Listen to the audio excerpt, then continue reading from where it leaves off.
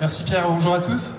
Je vais me représenter rapidement sur qui je suis. Donc moi j'ai plusieurs casquettes, je suis responsable environnement, RSE, développement durable à l'UNIC, qui est donc la fédération des imprimeurs de la communication.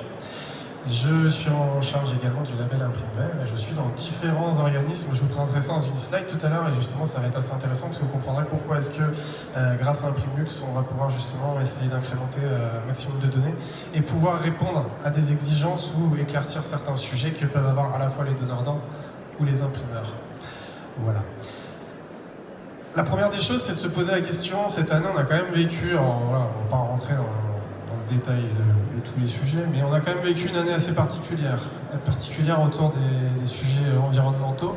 On peut continuer à se voiler la face et à dire que l'environnement, la responsabilité des entreprises n'est pas présente. Enfin, du moins, c'est pas prioritaire, il faut penser business et que les acheteurs pensent que coût. Pour moi, il y a d'autres sujets à aborder et il faut anticiper aussi ce qui peut se passer. Donc, je vous ai mis un peu sur la slide différents sujets d'actualité qui ont pu être abordés durant l'année et sur lesquels l'UNIC et tous les organismes nous travaillons pour essayer d'y répondre ou de calmer un peu les choses ou du moins essayer de comprendre ce qui se passe pour pouvoir anticiper les évolutions. On va retrouver Monoprix qui stoppe la distribution des catalogues papier. On a une diabolisation de l'imprimé publicitaire aussi qui existe, avec, on l'a vu au travers de la feuille de route d'économie circulaire, qui maintenant est la loi gaspillage, économie circulaire. On va retrouver plein de sujets. La surproduction, le gaspillage, avec le Black Friday, Amazon qui avait été critiqué, destruction, ça ne rentre pas spécialement dans nos secteurs d'activité, mais ça va impacter le consommateur. On va retrouver les huiles minérales. Alors ça n'a pas été spécialement soulevé, mais il faut quand même savoir que Danone Nestlé a été attaqué par Zero Waste sur la présence d'huile minérale dans les packaging et que ça a contaminé le lait pour enfants. Donc ça n'a pas fait un buzz médiatique exceptionnel, mais ça a quand même le mérite d'exister et c'est pourquoi il faut s'intéresser à ces sujets-là. Au milieu, on va retrouver l'OPS. L'OPS qui avait été... alors pourquoi je vous l'ai mis justement, c'est pour l'interdiction des plastiques à usage unique. On l'a vu dans les précédentes présentations. Le plastic bashing, c'est quelque chose qui est d'actualité. C'est quelque chose qui est présent. Et il faut arrêter le plastique. Mais en fait, on a souvent aussi de fausses bonnes idées. C'est-à-dire qu'il y a certaines nouvelles matières qu'on met sur le marché sans anticiper ce qui va se passer derrière. Est-ce que le recyclage est présent? Est-ce que c'est acceptable par les recycleurs? Est-ce que le marché en a besoin? Est-ce que les professionnels qui l'utilisent, est-ce que c'est adapté à leur production? Et j'en passe. On retrouve également le justice stop pub. Stop pub, gros sujet d'actualité. Quand tout à l'heure Pierre parlait des amendements, c'est ce sujet-là sur lequel on parlait. Pourquoi? Parce qu'au mois de décembre, on a failli avoir une interdiction des imprimés publicitaires en boîte aux lettres. Voilà ce qui s'est passé. C'est-à-dire qu'on aurait perdu un gros marché sur le print. Et en fait, le justice du stop pub, j'ai souhaité le mettre. Ce n'est rien de plus que le juriste de Zero Waste, qui est à Strasbourg, et qui passe la journée justement à poster, à diaboliser l'imprimé publicitaire. Voilà. L'Amazonie, cet été, on a quand même eu des textes disant que c'était le papier qui causait la déforestation. Voilà. On va retrouver Greta Thunberg également, d'un point de vue plus généraliste. Et voilà, tout ça, c'est pour vous expliquer en fait qu'on est sur une actualité qui est présente. On peut continuer à se voiler la face, à dire que ça n'existe pas, ou on peut anticiper les choses, essayer de comprendre le pourquoi du comment. Il y a une réglementation, il y a des sujets d'actualité, il y a des consommateurs qui sont sensibles à ça, il y a des professionnels qui travaillent, qui doivent fonctionner. Comment on arrive à tous interagir et comment on arrive à travailler correctement. Ça, je vous l'ai mis rapidement. Qu'est-ce que c'est? C'est l'élection des nouveaux sièges au Parlement européen. C'est les discours qu'ont présenté ces personnes. Donc on retrouve du zéro pollution, on retrouve de la biodiversité, on retrouve l'Europe qui va devenir le premier continent neutre en carbone, d'où les exigences des donneurs d'ordre, notamment en calcul de CO2, d'impact carbone. On va retrouver la pollution de l'air et on retrouve notre ami plastique qui est là, toujours pareil, la diabolisation. Voilà. Plein de sujets. Tout ça pour dire qu'il y a une actualité qui est présente, il faut s'en saisir et il faut travailler sur le sujet. Pourquoi on a souhaité qu'ImprimeLux travailler sur ça et pourquoi cibler aussi les donneurs d'ordre et les imprimeurs? Tout simplement parce qu'il y a une interaction qui se crée. C'est peut-être pas visible du grand public, mais il y a une obligation de reporting RSE pour les grands donneurs d'ordre. Les grands donneurs d'ordre travaillent avec des TPE, des PME, qui sont des imprimeurs, qui sont des professionnels, et à qui on exige des choses. Il faut expliquer à la fois aux imprimeurs pourquoi est-ce qu'on leur réclame ça, pourquoi est-ce qu'ils ont une multitude de notations par différents organismes, des exigences qui vont être des donneurs d'ordre, et de l'autre côté des donneurs d'ordre qui ont besoin de ces informations-là parce qu'eux, ils doivent montrer patte blanche aussi. Je vous ai mis ce petit graphique qui explique un peu pourquoi. On a un texte réglementaire en bas, Grenelle 2, avec des seuils. On s'est arrêté en 2017. 2017, entreprise de plus de 500 salariés, obligation de vérification reporting RSE. Qu'est-ce que c'est qu'un reporting RSE? C'est la prise en compte des parties prenantes, donc notamment tout ce qui va être sous-traitants et intervenants qui vont travailler donc avec les TPE, notamment les imprimeurs. C'est très important de s'intéresser à ça, parce qu'au moins on comprend le problème, on sait d'où il vient, et on sait ce que vont exiger demain les donneurs d'ordre, où on peut l'anticiper, où on peut essayer de travailler des deux côtés pour comprendre les problématiques, tout simplement. On est dans un secteur où on parle aussi de jungle des labels. Alors ça c'est pareil, ça crée un grand flou dans le secteur. Il suffit de voir le packaging, il suffit de voir certains produits. C'est à qui va mettre le plus de labels possible. On a d'autres secteurs, je pourrais parler des équipements électroniques qui sont aussi assez forts entre les consommations énergétiques et j'en passe. Ça c'est tout ce qui gravite autour de l'industrie de l'impression. On va retrouver le Triman, qui veut dire qu'il se recycle, on va retrouver la fleur européenne, démarche européenne, donc c'est la plus haute exigence en matière d'environnement sur les produits. On va retrouver l'ISO 14001, imprime vert là-haut que tous les imprimeurs connaissent, 80% des imprimeurs sont labellisés. Ecofolio qui n'existe plus, qui s'appelle maintenant Citeo. Faut-il encore expliquer ce que c'est que Citeo? D'un côté, on va avoir des donneurs d'ordre qui doivent déclarer, qui doivent payer des éco-contributions. De l'autre côté, on a des imprimeurs qui, eux, vont imprimer. Le problème, c'est que c'est aux donneurs d'ordre de déclarer, de payer, mais c'est l'imprimeur qui connaît comment il a fabriqué le produit et qui doit remonter l'information au donneur d'ordre. C'est comment on va fluidifier aussi cette information, comment on va pouvoir travailler avec les deux parties pour que ce soit plus fluide, plus facile à comprendre et à analyser. Puis après on a des démarches, on est dans un cadre européen, on parle de la France, mais quand on parle de print, on est aussi au niveau européen. On essaye de rapatrier les flux en France, mais il y a une situation européenne qui est présente. On retrouve là par exemple le Nordic Swan. Nordic Swan, qu'est-ce que c'est? C'est l'équivalent d'imprime vert dans les pays nordiques. On va retrouver différentes choses. Le petit dernier, Printetix sur la RSE, ClimateCal qui permet de calculer les bilans carbone et j'en passe, je ne vais pas tous les citer. Mais voilà, tout ça pour dire, on est dans une jungle des labels. On a énormément de labels, il faut se les approprier, il faut comprendre ce que c'est. Il faut pouvoir les analyser. Et donc, le but de ce groupe de travail ou de cette base de données va être de clarifier les choses et d'apporter de l'information. Pourquoi on a choisi de travailler avec l'UNIC, d'associer l'UNIC, ImprimeLux, enfin c'est déjà historiquement présent? Tout simplement parce que dans mon activité ou à l'UNIC, nous travaillons avec différents organismes. Tous ces organismes-là sont des parties prenantes externes, mais également les fédérations. Fédération, ça ne va pas vous parler, je vais vous les traduire un petit peu.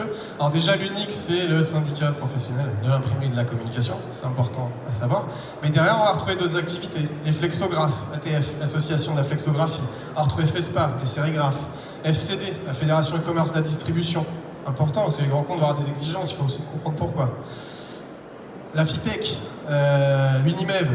l'UNIMEV, c'est l'événementiel, Fédération de l'événementiel. La Copacel, papier, carton, cellulosique, très important. Pourquoi? Parce que demain, nos produits vont être des déchets. Il faut pouvoir comprendre pourquoi, il faut pouvoir analyser, il faut pouvoir aller chercher l'information. Et si on a besoin de donner de l'information aux adhérents, il faut passer par les fédérations. C'est ce qui sera le plus fluide et le plus direct, je pense. Puis d'autre côté, on a différentes parties prenantes, différentes actions sur lesquelles on travaille. On va retrouver Intergraph. Intergraph, très intéressant. Intergraph, c'est la Confédération européenne. Donc au titre de l'UNIC, je suis membre d'Intergraph. Donc à Bruxelles, on suit justement tout ce qui se passe en termes de réglementation. Il faut savoir qu'il y a quand même un droit supranational en France, le droit européen est prioritaire. Il faut quand même aller regarder ce qui se passe au niveau européen pour pas que ce soit divergent par rapport à ce qui peut se passer sur le droit français. Citeo, je voulais parler, un acteur plus qu'important, plus que prioritaire. C'est un éco-organisme pour ceux qui ne le connaissent pas, sur le papier. La DGPR, donc la DGPR avec donc la Direction Générale de la Prévention des Risques. Qu'est-ce que c'est le ministère concrètement? Moi, ça me permet justement d'être au courant des futurs textes qui vont arriver, de travailler avec eux en collaboration, de comprendre les problématiques des professionnels pour pouvoir répondre justement à ce que réclament les donneurs d'ordre. Print Power to Side, très intéressant aussi. Print Power to Side, c'est l'association de défense des allégations environnementales. Culture papier qui défend l'usage du papier. Je vous ai mis quelques labels environnementaux, PEFC, FSC, sur la traçabilité du papier, Imprim'Vert également. L'ADEME,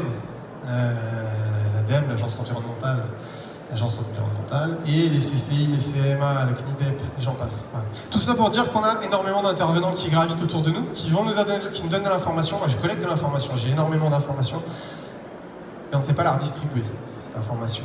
Et le but de cette boîte à outils va être de redistribuer l'information, va être justement de favoriser la transmission et d'apporter de l'information concrète et surtout d'actualité.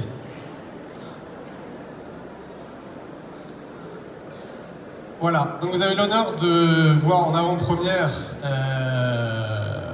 la boîte à outils Imprimux. Vous avez retrouvé justement ici avec la partie imprimé responsable. On a souhaité parler d'imprimé responsable, pourquoi? Parce que il y a 20 ans, on a créé Imprim'Vert. L'environnement, c'était une priorité dans le secteur, il fallait absolument travailler sur le sujet. Après, on est passé sur d'autres actions. Il y a eu les bilans carbone, il y a eu les impacts CO2, il y a eu l'éco-conception de produits, et on va toujours plus loin. Aujourd'hui, on parle de RSE. Commençons par imprimer responsable. On n'a pas souhaité créer une boîte à outils RSE, pourquoi? Parce qu'il y a énormément de sujets. Mais ça viendra. C'est-à-dire qu'on va commencer par des sujets simples pour pouvoir justement aller approfondir les thématiques plus précises derrière et accompagner les différentes parties prenantes sur ces thématiques-là. Donc qu'est-ce que va être cette boîte à outils imprimé responsable? Ça va être une veille réglementaire. Donc on va venir incrémenter justement des textes de réglementation qui vont être vulgarisés, on va dire, mais également avec le texte d'origine pour pouvoir se référencer à quelque chose de précis. On va avoir des recommandations, des tendances. Il sera possible également pour le destinataire, ou du moins le partenaire, ou l'adhérent, je ne sais pas comment on l'appelle, de rechercher par mots-clés des informations. Demain, je m'intéresse à l'UV, je vais taper UV dans la barre de recherche, j'aurai toutes les informations sur l'UV. Qu'est-ce qui se passe? Le texte de loi, il y a un texte réglementaire, il y a une problématique CITEO peut-être sur le recyclage, qu'est-ce qui se passe? Il y a des alternatives, il y a des fournisseurs qui proposent des solutions. Quelles sont ces solutions? J'aurai accès à tout ça, d'un côté donneur d'ordre, de l'autre côté imprimeur. Donc des recherches par mots-clés, une information concrète, vérifiée par des experts maison. Et puis on organisera des thématiques. Le but du jeu, il est aussi d'aller chercher les besoins, les informations chez les uns, chez les autres, et d'organiser justement des réunions, des petits déjeuners, des événements sur des thématiques précises qui correspondront à vos besoins. Voilà, on rentre un peu dans le détail, du moins dans la première maquette de ce que va être le site, enfin ce qu'il est. Donc on va retrouver, d'un côté, une présentation assez simple, avec bien sûr les textes, les obligations, tendances, conseils, un descriptif sur ce qui est cette boîte à outils. Et puis ce qui va nous intéresser, c'est ça. Alors j'ai fait exprès de le couper en deux, c'était une grande page, mais j'ai sectionné en deux pour que ça passe sur la slide. On va retrouver donc des rubriques, support et produits. On va pouvoir venir incrémenter des informations. Il y a des problématiques autour du plastique, il y a des problématiques autour de tel ou tel papier, tel ou tel support. On va pouvoir mettre les informations dans cette rubrique-là. Les normes et labels. Qu'est-ce qu'une norme et un label? C'est très important. On a souvent beaucoup de problématiques, de confusion.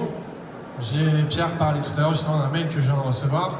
Un imprimeur a reçu un mail d'un grand donneur d'ordre lui disant « Il y a des problèmes avec l'UV, l'UV n'est plus éligible à Imprim'Vert. » Bon, alors, il faut remettre les choses à leur place. Imprim'Vert n'est pas du tout une approche produit, on est sur une approche site. C'est pas parce qu'on a une presse UV qu'on n'est plus éligible à Imprim'Vert. Mais ça, faut-il encore l'expliquer? Faut-il encore le montrer? Et le but de cette boîte à outils va être d'apporter l'information claire, précise, pour éviter justement des problématiques qui vont apparaître de la sorte, c'est-à-dire qu'il va falloir rectifier derrière le tir parce qu'il y aura une fausse information ou une erreur de communication ou une incompréhension. On va retrouver de la veille réglementaire, j'en ai parlé, donc dans cette rubrique-là. Le recyclage, ah oui, l'UV, il y a un problème. L'UV, c'était le désancrage. On ne savait pas le désancrer. La solution, elle est résolue. Je vais vous la présenter juste après en guise d'exemple. Le vrai-faux, très important. On entend souvent parler, n'imprimez plus, ne faites plus de papier. Monoprix arrête le papier parce que ça pollue, c'est la déforestation. Non, je crois que c'est la matière la plus vertueuse qui existe. On va se recycler cette fois, on n'est pas là pour en parler. Mais ça va être le but de cette boîte à outils, de donner de l'information, d'expliquer clairement et voilà, en toute simplicité de montrer ce qui se passe et de donner de l'information. Et puis après, il y aura des demandes spécifiques. Demain, j'ai besoin de comprendre telle ou telle chose, et bien on pourra y répondre de façon précise, du conseil, de l'accompagnement, et j'en passe. Voilà. Donc à chaque fois, on va retrouver des sujets d'actualité où il suffira de cliquer et puis d'avoir de l'information. Un exemple d'information assez complet qu'on pourrait retrouver, ça va faire le parallèle avec les présentations précédentes qu'on a pu voir. On va avoir à la fois de la théorie. Pour parler d'un sujet, faut-il encore le comprendre et savoir ce que c'est. On parle d'éco-conception, on entend parler un peu de tout quand on parle d'éco-conception. Là, le but, ça va être d'expliquer et de préciser d'un point de vue théorique ce que c'est, par exemple, que l'éco-conception. Derrière, quels sont les avantages pour l'entreprise, en détaillant à chaque fois les points. Et puis en prenant des exemples, qu'est-ce qui se passe dans le secteur? On le voit bien sur le salon, il y a énormément d'inventions qui sont là, ou d'innovation, ou de développement. Et bien voilà, l'important il est quand même de les mettre en avant pour qu'on puisse s'en inspirer, qu'on puisse voir ce qui existe, et qu'on puisse essayer de trouver des solutions, tout simplement. Donc on voit par exemple L'Oréal qui arrête le plastique, qui part sur du carton, on verra ce que ça donne dans le futur. Ça va être mis sur le marché. On a également tout ce qui peut être bière qui commence à transformer leur façon de faire. Enfin voilà, tout ça pour dire qu'on est dans un climat où il y a une évolution qui est permanente. Je vous ai mis également des petits logos de grandes marques, de grands donneurs d'ordre qui ont réduit, qui ont revu d'un point de vue graphique leur charte et ont réduit la consommation, du moins la consommation plutôt l'ancrage des logos. Pardon. Voilà. Je vais juste finir là-dessus, c'est un exemple concret qu'on pourrait développer, c'est un exemple parmi tant d'autres. Alors je vais un peu simplifier, mais je vais revenir sur mon histoire d'UV. UV, le lait d'UV, le HUV, et j'en passe, les vernis UV. Quel était le problème en fait? Qu'est-ce qui s'est passé? On se retrouve avec un utilisateur qui achète de plus en plus de presse. C'est une réalité. On a des imprimeurs qui ont besoin de qualité, qui ont besoin de rapidité. Ils vont acheter des presses UV. C'est très bien. On a de plus en plus de volume qui arrive sur le marché. Résultat, on est alerté par Fédérec, la Copacel, Fédération des cartons, la pâte à papier. Ça va pas, on n'arrive pas à le désancrer. Qu'est-ce qu'on peut faire? Alerte. Du coup, on a donc un désancrage qui est impossible, qui est difficile. De l'autre côté, on a un donneur d'ordre qui doit payer plus cher quand il utilise de l'UV. Parce qu'il doit payer une éco-contribution à Citeo. Il ne sait pas trop ce que c'est. Il assimile ça à une taxe. C'est pas une taxe, c'est une éco-contribution, mais il faut comprendre pourquoi. Derrière, on a des fabricants d'encre qui commencent à se poser des questions. À se dire, j'entends des choses sur le désancrage, qu'est-ce qui se passe? Moi, j'ai mes ventes de machines qui sont en hausse, des ventes d'encre qui sont en hausse, mais on me dit qu'il y a des problèmes et que ça va pas. Il faut que je travaille sur le sujet. Le désancrage est difficile. Donc, il va falloir que je travaille sur de la R&D. Mais pour ça, il faut que je comprenne le problème, il faut qu'on me l'explique, et d'où l'intérêt justement d'avoir chez Imprimlux des partenaires qui vont pouvoir apporter de l'information. Pendant ce temps-là, il y a les utilisateurs, des donneurs d'ordre qui se questionnent sur le devenir de l'UV et également des imprimeurs. Ils se disent, est-ce qu'il faut que je reste sur du traditionnel? Est-ce que je passe sur l'UV? Qu'est-ce que je fais? Moi, mon donneur d'ordre, il y en a qui ne veulent plus travailler avec, il y en a d'autres pour qui ça ne pose pas de problème. Je ne sais pas trop. Et puis on a des donneurs d'ordre qui clairement disent, moi l'UV on arrête, c'est-à-dire que si vous avez une machine UV, j'en veux plus. Ça c'est rédhibitoire. Ben en fait, il ne faut pas s'affoler. Il faut pas s'affoler. Si, il faut s'affoler. Il faut réfléchir. Il faut y aller calmement. Il y a de la R&D. Ça, c'était il y a 2 ans. C'est la situation qui s'est passée tout au long des 2 ans. Et on se retrouve maintenant, là, avec de la R&D qui a été créée et une encre qui est désancrable.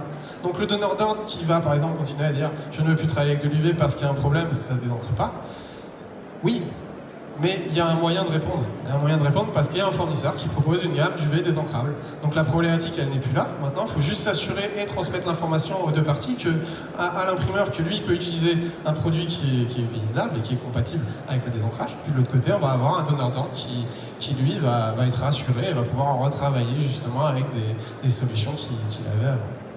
Voilà. Donc ça, c'est un exemple parmi tant d'autres. On pourrait en développer plein. Et puis là, je vous ai mis des petits exemples de ressources qu'on va retrouver. Alors, ça reste à travailler, ça reste à faire. Mais c'est ce qui est disponible.